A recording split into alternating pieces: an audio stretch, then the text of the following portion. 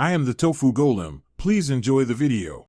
You start by logging into Wix and opening the exact site dashboard you want to change.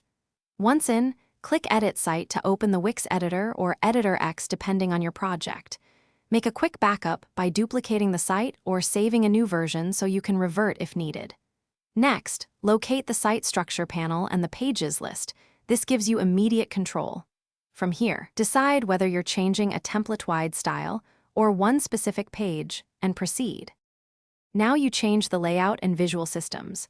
Open Site Design to set global colors, typography, and spacing so changes apply site-wide.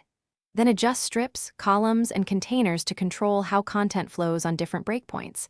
This ensures responsiveness. If swapping templates, use smart sections and copy elements to preserve content. Once done, refine component settings like padding, borders, and hover states. Be deliberate. Test a few pages, finish by previewing your site across desktop, tablet, and mobile to catch layout breaks and alignment issues. Adjust breakpoints as needed.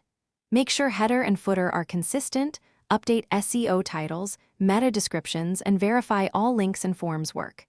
Check site speed and optimize large images or apps if sluggish. When satisfied, publish the site. If something goes wrong, revert to the duplicated version or a saved site backup, and retrace the last changes to isolate the problem.